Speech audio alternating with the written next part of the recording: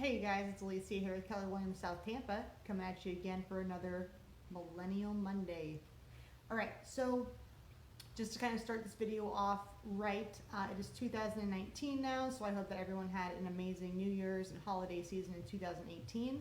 I wanted to let you know that I'm going to be changing the format for Millennial Monday moving forward. We're going to do a video every other week instead of a video once a week. The reason for that is to control for quality versus quantity. I want to make sure that I'm giving you guys useful information, so I'll be doing it less frequently but with more purpose, okay? So speaking of the holidays, I recently obviously was spending a lot of time with my family, just like I'm sure you were, and there was a topic that came up repeatedly throughout our conversations between my siblings and my in-laws and our partners and so forth, and that was investments. We are reaching the point in our lives where we're starting to take our money a little more seriously. We're starting to prep for retirement. You know, many of us, some of us are in our 30s, some of us are about to be in our 30s. I know for myself, I'm going to be 29 in less than a month, so it's kind of like, right?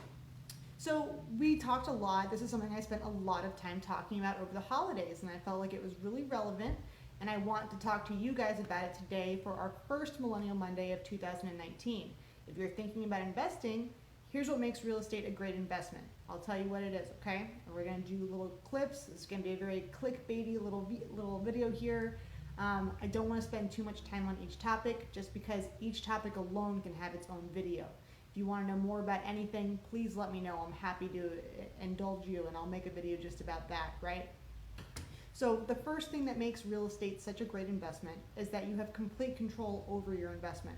So the two most common ways to invest are going to be to buy, hold, and rent, or to fix and flip.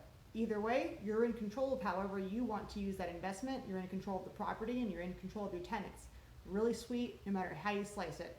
It's really great to have control, especially when you look at the different types of investing, and there are definitely things that are outside of our control. Like look what's happening with the stock market right now. There's a lot of volatility there right now. And you only have so much control with those other investments, okay?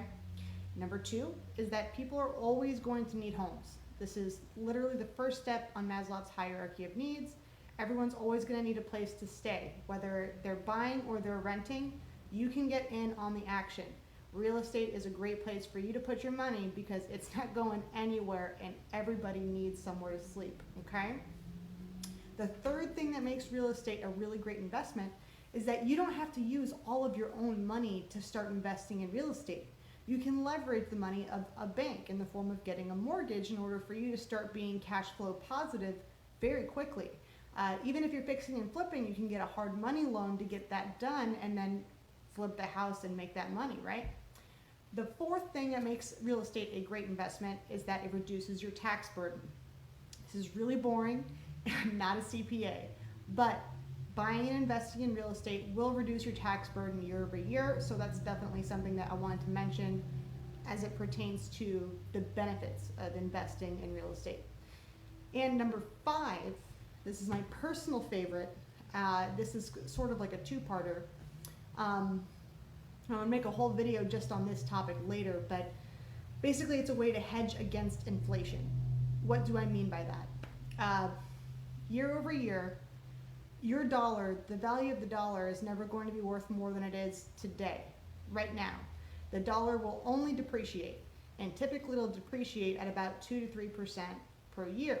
So the same dollar that I spend today will be worth 2 to 3% less this time next year.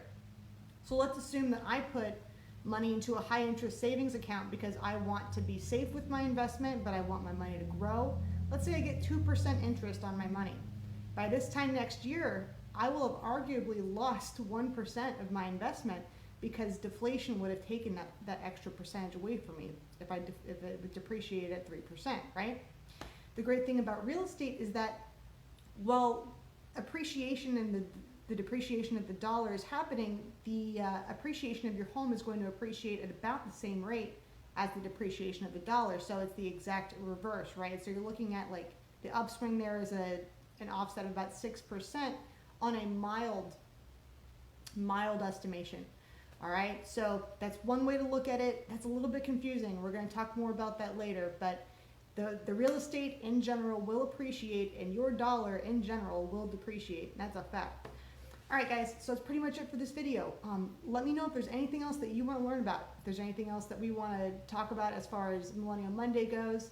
But, you know, from here, you know what to do. Just drop a comment below, text me, call me, hit me in my inbox. As always, I appreciate you. I hope you have a great day and a great week.